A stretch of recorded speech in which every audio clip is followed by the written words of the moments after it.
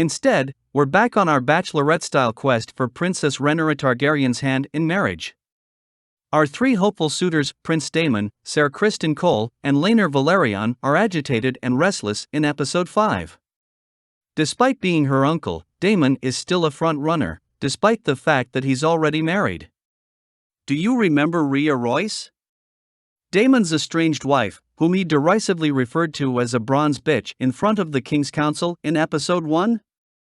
In Episode 5, we finally meet her for the first time.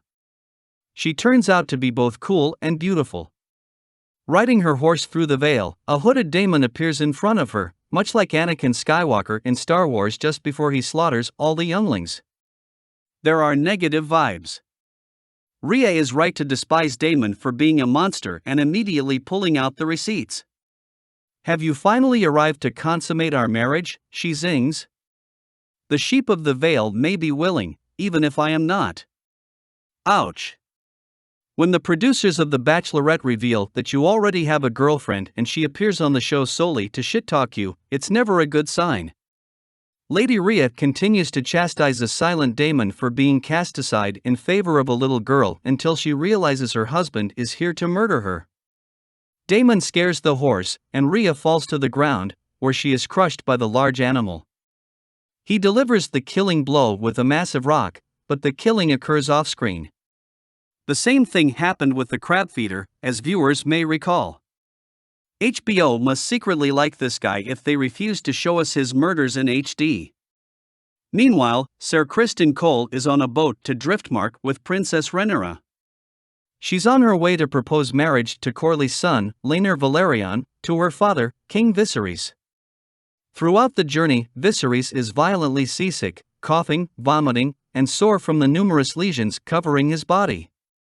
In an interview earlier this week, actor Paddy Considine revealed that the king has leprosy, which would explain all of the bad things that are happening to him. Again, they could have presumably flown here on the backs of their dragons, but I digress. No one is waiting to greet the king when he arrives in Driftmark. Sad. Laena Velaryon, Corlys' daughter, welcomes everyone inside, and her recasting makes her appear to be an entirely different person than the 12-year-old who was once offered to Viserys for marriage. Although it has been at least 4 to 6 years since we last saw her, the fact that Rhaenyra and Alicent have yet to switch actresses may confuse domestic audiences. I even looked up whether Corlys had 2 daughters named Laena after the switch. He named his 2 children Laena and Laenor, so I honestly didn't rule it out. Corlys accepts the king's proposal after his brief display of power, and Rhaenyra and Laenor are set to marry. Their children will succeed Rhaenyra on the throne, but they will still bear the Targaryen name.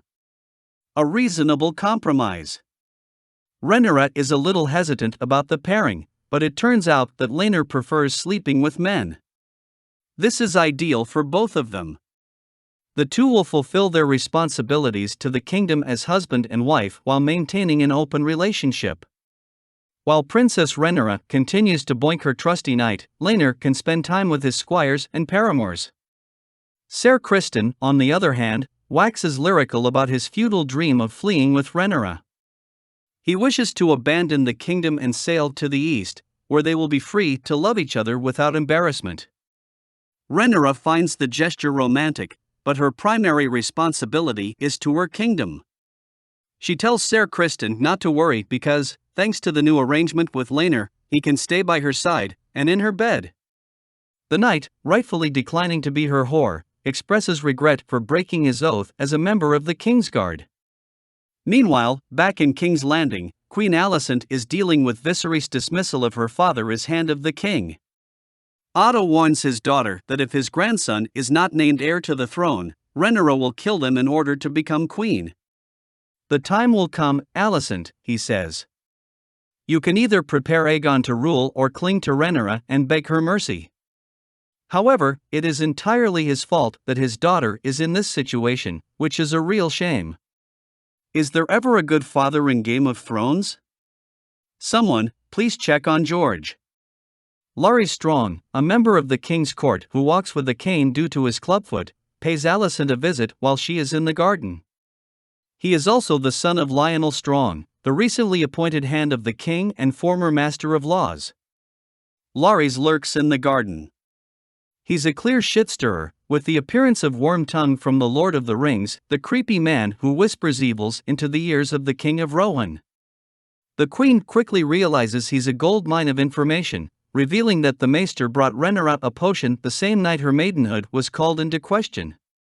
Alicent summons Ser Criston to her chambers to inquire whether he saw Daemon that night, but is surprised when Criston confesses instead. The greatest secret of King's Landing had just landed in her lap. Moving forward to the night of the pre-wedding feast, Prince Daemon appears despite his exile. No one knows that the man just killed his wife, and they believe it was a tragic writing accident. Some Royces are suspicious because Daemon is supposed to inherit some land after her death. King Viserys begins to deliver a lengthy speech, and Queen Alicent appears in the midst of it all. She's dressed in green, the color of House Hightower, rather than the traditional Targaryen red and black. If Westeros has ever seen a statement piece, this is it. Daemon flirts with Lena Velaryon after a bit of dancing, which is probably why casting aged her up before anyone else. Ser Criston Cole murders Laener's loverly paramour after a massive brawl breaks out of nowhere? He allegedly took offense to his remark that they were both side pieces and decided to vent his rage on his face. Ser Harwin Strachan, Lord of Harrenhal and Lionel's firstborn son, attempts to disperse the crowd. Harwin, nicknamed Breakbones, is a very strong man who pushes his way through the chaos to save the princess. Ser Criston later goes out to the weirwood tree in the garden to end his life because he is embarrassed.